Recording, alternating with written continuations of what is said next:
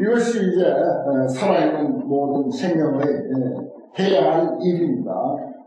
우리 인생은 참으로 뭘 보면 뭐 한 생을 가지고 생각한다 하더라도 100년이라고 하는 한 생을 가지고 우리가 생각한다 하더라도 뭘 보면 인생입니다. 그런데 불교적 안목으로 볼 때 어디 100년이라고 하는 한 생뿐입니까? 참으로 화성유품 대통지성부 이야기에서 보았듯이 우리는 수많은 얼굴을 바꿔가면서 길고긴 세월을 살아가고 있습니다. 이와 같이 멀고 먼 인생 여정과 끝없는 그 인연들 이런 것들을 마음 깊이 새기고 우리는 화성유품에서 부디 마법의 성인 사실은 어정쩡한 중간 지점이에요. 부처님이 출가하는 것도 그렇고 6년 보행도 그렇고 깨달음도 그렇고 바라나시에 와서 당신의 깨달음을 점검받는 것도 역시 어정쩡한 중간 지점이에요. 그것 모두가. 그래서 끊임없이 중생 제도를 80생애를 통해서 그렇게 열심히 살아왔던 것입니다.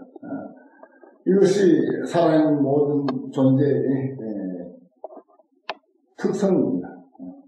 우리 또한 살아있기 때문에 이 봄이라고 하는 이 참 아름답고 근사한 계절, 모든 만물이 생장하는 이 계절을 우리가 이렇게 보면서 살아있는 존재의 특성은 살아있는 모든 존재의 특성은 성장하고 변화하고 발전하고 개혁하고 정진하는 것이다. 그래서 불교라고 하는 것은 변화의 종교다. 변화의 이치를 가르치는 종교다. 이렇게 말할 수가 있습니다. 본질은 변화가 없습니다만 그러나 우리의 현상은 끊임없이 변화하니까 그 변화에 맞춰서 끊임없이 우리도 변화해야 되고 그 변화는 바람직한 방향으로 발전하고 성장해 가야 한다라고 하는 것, 이것이 살아있는 존재의 특성 까닭에 그러한 이치를 이 화성유품에서 잘 가르치고 있습니다.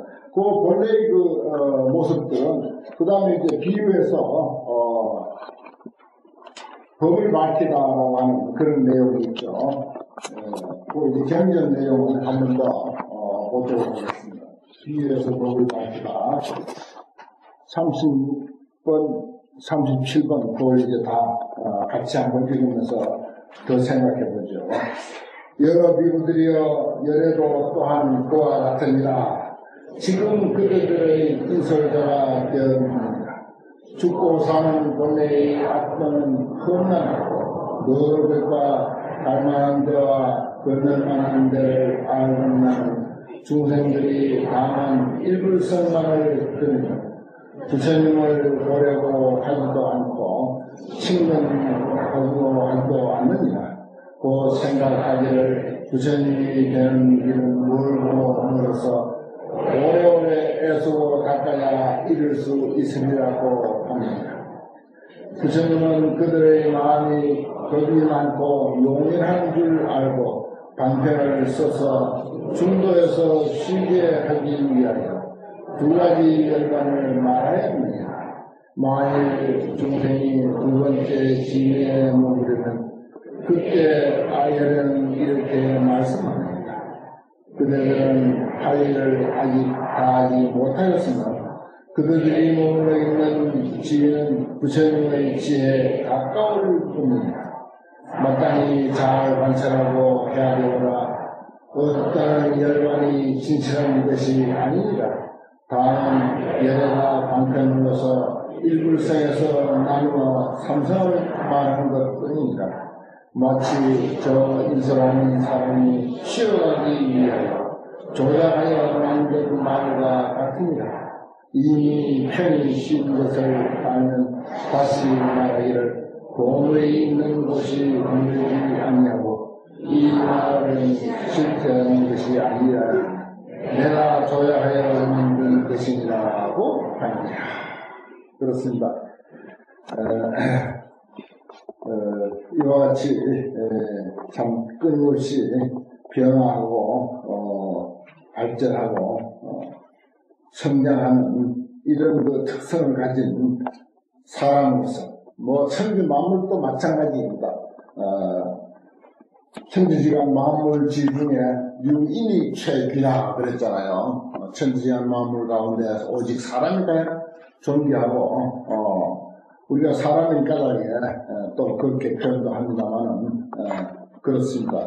이 세상에서 제일 존귀한 존재인 사람으로서 그 특성인 성장하고 발전하고 변화해야 한다고 하는 이 특성을 잘 살려야지. 그렇지 못하는 그 순간 바로 죽은 사람입니다. 그 순간 바로 죽은 사람. 죽은 것은 변화가 없어요. 죽은 것은 발전하지 않습니다. 죽은 존재는. 그건 따질 수도 없습니다. 그런데 살아있는 존재라면 무엇인가 꿈틀대고 노력하고 발전하고 뭔가를 위해서 하여튼 움직이게 돼 있어요. 그것이 이제 이러한 그 부처님의 가르침을 통해서 정말 그 우리가 나아가야 할 길을 바르게 잡아두고 또 정말 우리 사람이 살아가는데 유익하게 이런 방향으로 내가 가야 되겠구나 라고 하는 이러한 그 길잡이 역할을 부처님은 우리에게 해주고 있습니다. 이 경전의 말씀으로는 그렇지 않습니까? 중간의 열반 그랬습니다.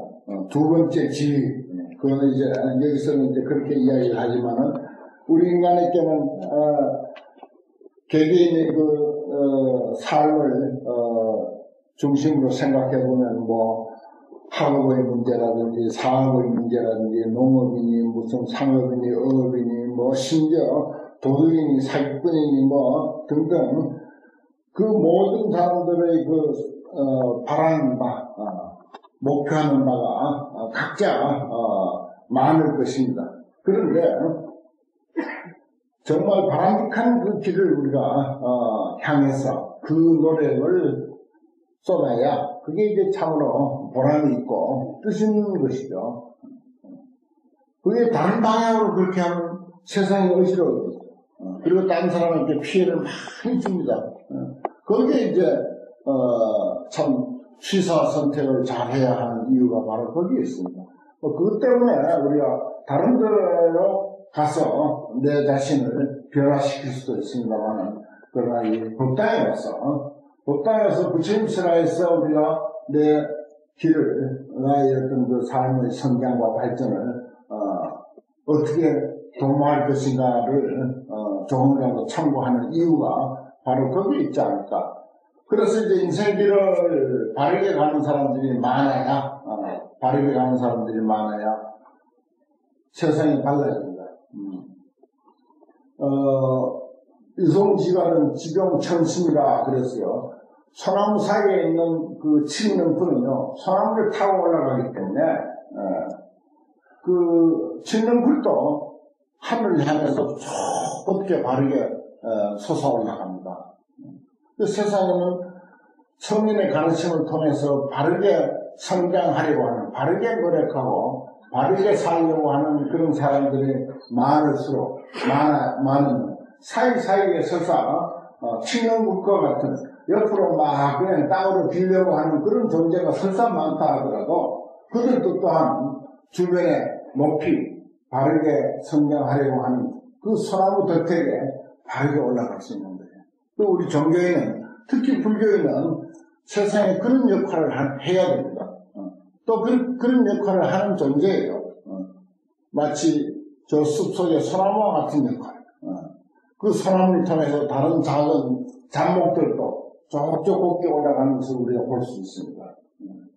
그와 같이 세상 참 살펴보면은 참 험악하게 이럴 게 없어요. 참 어떻게 그런 사람들이 세상에 있는가 싶을 정도로 안타까운 그런 사람들이 많은데 그런 사람들도 또한 바르게 성장하는 바르게 인생을 살아가는 사람들 틈에 있음으로 해서 그 사람의 삶도 교정이 되고 바르게 되지 않을까 하는 그런 생각을, 그런 꿈을 가지게 되는 것입니다. 화성유품은 중간에 잠깐 쉬었다 가는 것이 부처님이 허락한 그런 잠깐의 쉼터다. 잠깐의 쉼터다. 그러면 잠깐 쉬었다 가는 쉼터인 걸로 알아야 한다. 또 다시 오후에는 보다 더 내 삶의 발전을 위해서 어디서 무엇을 접하든지 간에 나의 발전에 보탬이 되는 그런 노력을 해야 된다라고 하는 그런 교훈이 화성유품의 교훈입니다. 오늘 법화경은 여기까지입니다.